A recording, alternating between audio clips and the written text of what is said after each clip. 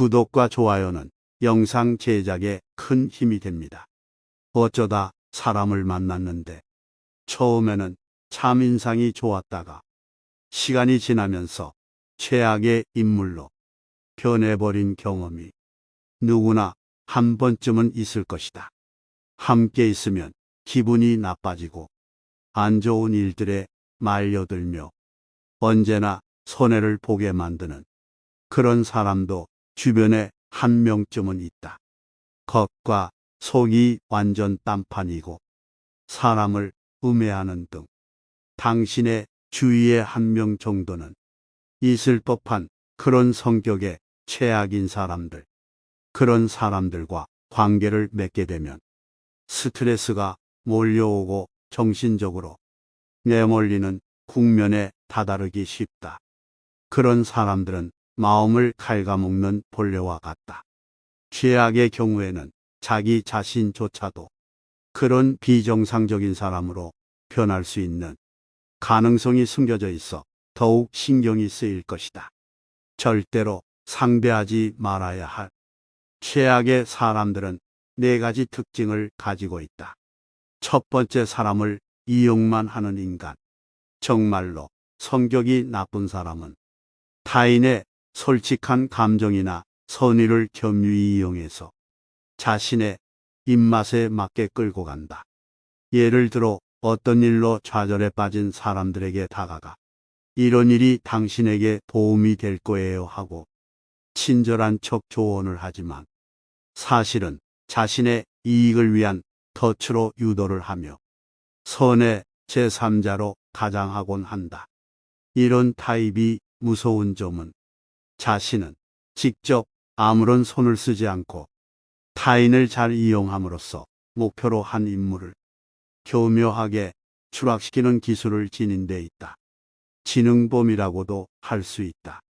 게다가 만일 그 악행이 주모자인 자신에게 쏠리게 되면 그 책임을 실제 행동한 사람에게 전가하는데 이때 언행이 너무나도 자연스럽고 단단하게 보인다. 때로는 주모자인 이 사람은 피해자로 돌변하기도 한다. 만약 당신 주변에 언제나 지시만 하는 경우가 많고 말만 하고 행동은 하지 않는 타입의 사람이 있다면 이런 부류에 속할 가능성이 높으니 주의할 필요가 있다. 두 번째, 만나는 사람에 따라서 태도가 돌변하는 사람이다. 성격이 나쁜 사람은 상대가 자신에게 이익이 되는지 아닌지를 상시 판단하고 사람에 따라서 극단적으로 태도를 바꾼다. 그리고 이미 이용했거나 뭔가 건질 것이 있다고 판단했을 때에는 때로는 온화하게, 때로는 횡포에 가깝게 사람을 조종한다. 많이 보는 예로 식당 등에서 종업원에게 반말을 넘어 명령조로 말하거나 클레임을 걸 듯한 언동을 취하는 사람들은 눈여겨볼 필요가 있다. 성격이 나쁜 사람은 지위, 명예, 돈 등에 약한 경향이 있고 태도와 언동의 이면성이 교묘해서 때로는 자신도 속고 있다는 사실을 눈치채지 못하는 사람도 있다. 만약 주변에 이와 같은 행위가 의심되는 사람이 있다면 그 사람이 약한 위치에 있는 사람들 앞에서 어떤 행동을 취하는지 주의 깊게 주시해 볼 필요가 있다. 사람을 무시하고 깔보는 사람, 자신이 얼마나 대단한 사람이라고 생각하는지 물어보고 싶을 정도로 사람을 깔보고 아래로 보는 사람이 있다. 예를 들어 목표를 위해 필사적으로 노력하는 사람에게 대놓고 야, 그딴 거 한다고 뭐가 되겠냐? 노력해봐야 소용없다니까 하고 아무렇지도 않게 말을 하는 사람이 있다. 세 번째, 자신이 하지 못하는 것이나 가지지 못한 것에 대한 심한 질투심이 있고 그것을 무시하거나 비아냥거리며 부정하는 사람이 있다. 자신이 아는 얄팍한 지식을 드러내놓고 그것을 모르는 사람이 있으면 그런 것도 모르는 게 말이야 하고 조롱하고 무식한 인간 취급을 하는 사람. 이런 사람이 주변에 있는 것만으로도 자신감과 적극성이 낮아지며 최악의 경우 자기 자신의 정체성마저 잃게 될지도 모른다. 만약 그런 사람들을 부모로 두고 있다면 더 말할 필요가 없을 것이다. 이런 사람들임을 눈치챘을 때에는 위험 인물임을 인지하고 되도록 거리를 두어야 한다. 타인의 비밀이나 정보를 아무런 주저함도 없이 흘려버리는 사람도 같은 부류이다. 만일 일상적으로 항상 그런 언행을 하는 사람이 주변에 있다면 그 사람과 절대로 말을 하지 않는 것이 가장 현명한 방법이다. 네 번째, 뒤통수에서 남의 욕을 하는 사람. 다른 사람의 험담을 늘어놓거나 쓸데없이 나쁜 소문을 퍼뜨리는 언행은 결코 칭찬받을 행동이 아니다. 하지만 진짜 나쁜 사람은 당사자 앞에서는 웃는 얼굴을 하고 있다가도 잠시 자리를 비운 순간 그 사람의 험담을 늘어놓는 타입이다. 특히나 악질적인 것은 자신의 마음에 들지 않는 사람을 음해하기 위해서, 자신의 이익을 위해서 의도적으로 악의적인 거짓말이나 소문을 퍼뜨리는 사람들이다. 성격이 나쁜 사람과 부딪혀야 할 때는 이 사람은 뭔가 병에 감염된 고야라고 생각하는 것이 대처법의 하나이다. 상대를 대등한 입장이라고 생각하면 짜증도 나고 스트레스도 쌓이게 된다. 감정을 억제하기 위해서 저런 성격은 병이 원인이라고 생각하게 되면 더욱 잘 참을 수 있게 된다.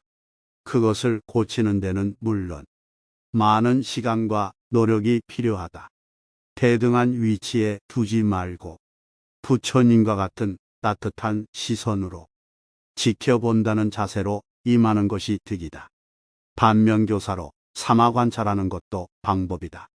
영화나 막장 드라마에서나 나올 법한 성격의 사람을 간혹 실제로 마주하는 경우가 생긴다.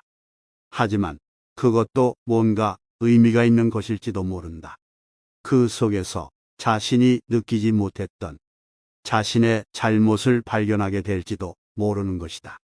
어쩌면 악여군이 세상에서 선한 사람들이 반면교사를 삼을 수 있도록 심어놓은 메시지일지도 모르는 것이다. 할 수 있다면 평생토록 미치광이 같은 나쁜 놈들을 안 만나는 것이 최고이겠지만 직장이나 주변에서 의외로 높은 확률로 이런 사람들과 조우하게 된다. 성격이 최악인 사람들을 대하는 대처법 중 하나는 되도록 거리를 두어야 한다는 것이다. 가장 좋은 것은 관계를 완전히 단절시키는 것이지만 가족이나 직장 상사, 동료 등 피치 못하게 얼굴을 보고 살아야 하는 경우가 있으므로 현실적으로 어려울 것이다. 이럴 때는 최소한의 접촉만으로 끝내야 한다. 충돌이나 간섭 싸움은 피하는 것이 좋다. 그리고 조심해야 할 것은 실수로라도 상대의 성격을 고쳐보겠다는 등의 생각은 품지 않는 것이 현명한 것이다. 이것은 당신에게 최대한의 스트레스를 가져다 줄 뿐 아니라 정신을 차려보면 오히려 자신이 그 사람에게 조종당하게 되는 상황에 빠질 가능성이 생길 수 있다. 또한 너무 티가 나도록 부자연스럽게 회피하거나 무시하는 등 돌연 서먹하게 구는 태도를 취하는 것은 나중에 트러블을 야기할 수 있는 원인이 된다. 그러니 되도록 자연스럽게 건들지 않으면 동의 묻지 않는다는 마음으로 실행해야 한다. 악성 질환에 걸렸다고 생각하고 지켜본다. 만약 그런 사람들로 인해 극심한 스트레스를 받고 있다면 그것은 어쩌면 그 자리를 떠나 새로운 것을 찾아보라는 인생의 새로운 전환기를 암시하는 것일 수도 있다. 세옹지마라는 말도 있듯이 악역과의 만남도 그 의미를 잘 생각해 보면 자신에게 도움이 되는 방향으로 길이 보이게 된다. 또 이런 사람들도 있다. 상대가 이야기할 때 귀 막고 듣는 사람. 귀를 닫고 듣는 사람은 상대가 무슨 이야기를 해도 이미 자기 안에 답을 갖고 있다. 타협에 여지를 두지 않고 상대가 어떤 말을 해도 들으려고 하지 않을 뿐만 아니라 심지어 이야기를 계속 이어가는 사람을 갈보거나 없인 여기기까지 한다. 대화가 이어질수록 소통의 문은 닫히고 불통되면서 심지어 분통과 울화통이 터질 수도 있다. 빨리 이야기를 그만두고 자리를 뜨는 게 상책이다. 어떤 사람은 자신이 도움이 필요할 때만 찾아오는 사람이 있다. 그 필요가 충족되면 소식을 끊고 살다가 다시 뭔가가 필요해지면 필요한 도움을 요청한다. 인간관계는 끊임없이 애정과 관심을 갖고 보살펴야 하는 수동시계와 같다. 애정과 관심이 식으면 단계는 넘을 수 없는 경계가 생긴다. 경계는 이제 다시 넘을 수 없는 한계로 자리 잡는다. 필요할 때 필요한 걸 부탁하면 필요한 걸 얻을 수 없다. 인간은 필요로 맺어지는 계약 관계가 아니기 때문이다. 필요로 맺어진 인간관계는 필요가 없어지면 인간관계도 끊긴다.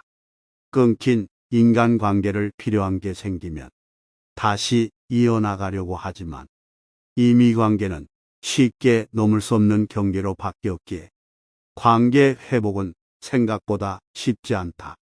필요 없는 사람은 없다. 다만 상대가 지금 필요하지 않다고 생각할 따름이다.